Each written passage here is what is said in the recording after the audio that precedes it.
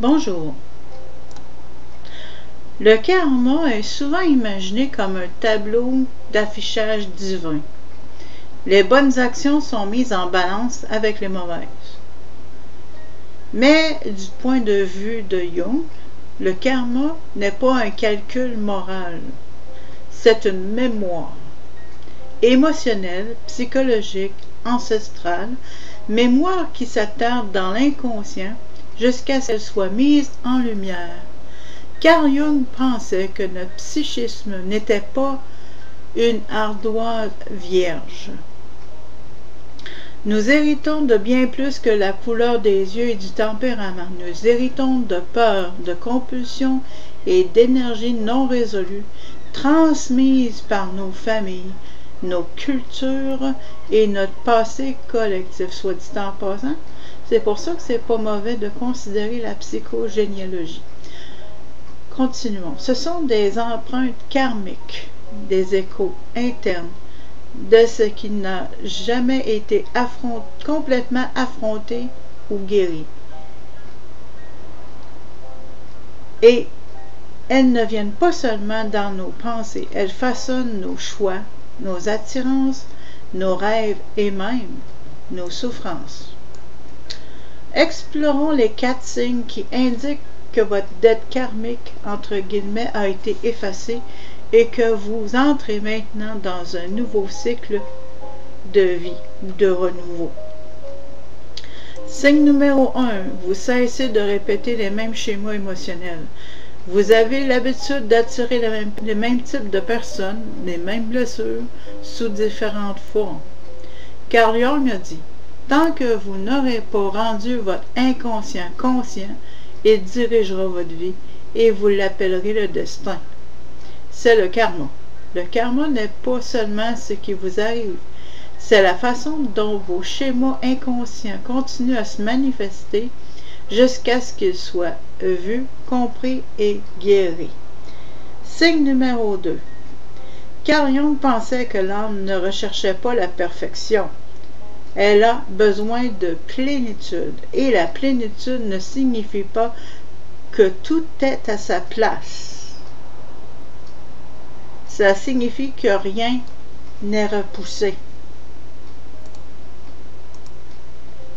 Lorsque la dette karmique est encore présente dans votre psyché, vous êtes en lutte constante avec vous-même. Lorsque la leçon est vraiment incarnée, l'âme commence à s'apaiser. C'est comme un lac après une longue tempête. Tout revient lentement à l'ordre du jour. Cette paix n'est pas l'absence de tristesse ou de frustration. Vous ressentez toujours des émotions. Vous êtes toujours confronté à des défis. Mais il n'y a pas de chaos intérieur qui les alimente. Vous ne faites pas de la souffrance votre identité. Vous ne vous demandez pas « Qu'est-ce que j'ai fait de mal pour mériter cela ?» Vous rencontrez simplement la vie telle qu'elle est, sans avoir besoin de vous défendre ou de vous expliquer.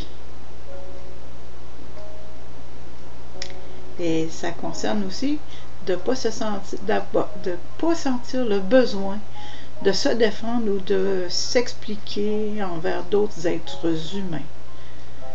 Si on le fait par choix. On le fait pas par souci, par peur. Alors voilà. Ce calme, cette présence profonde et inébranlable sur le bruit de la vie quotidienne est le deuxième signe que votre dette karmique a été effacée. Il n'est pas bruyant, mais il est indubitable. C'est l'âme qui finalement se repose.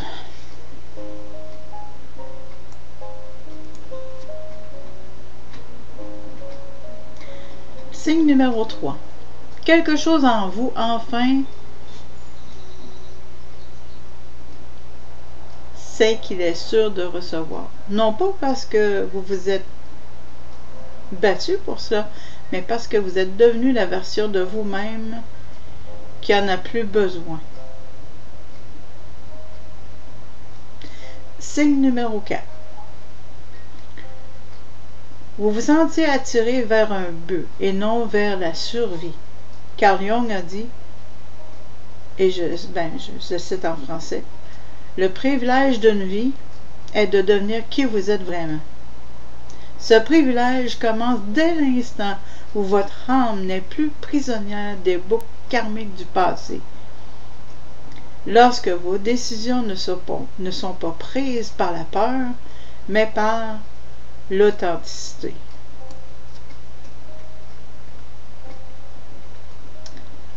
À ce point-ci, vous avez fait du chemin. Vous vous êtes libéré d'un poids qui n'était pas le vôtre, qui n'était pas vraiment le vôtre, pour être plus précise.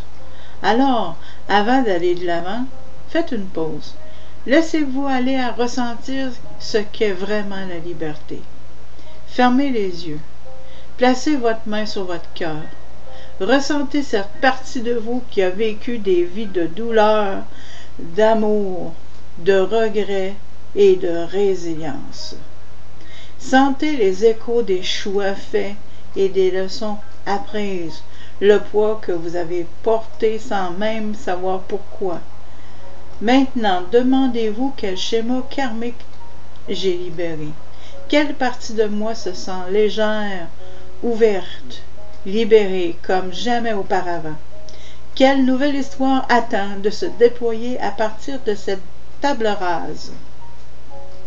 Ce soir, si vous vous en sentez appelé, allumez une bougie, non pas dans le chagrin, mais dans le recueillement. Que ce soit une cérémonie silencieuse, une douce reconnaissance, que quelque chose est terminé, que les anciens cycles sont terminés, que vous n'avez plus de dettes, que vous êtes libre. À quoi ressemblerait-il de choisir la clarté et non le karma? La clarté est un mot très important ici. Tout est une question de clarté, de perspective, d'expérience et de leçons comprises et acquises. En vous remerciant de votre écoute.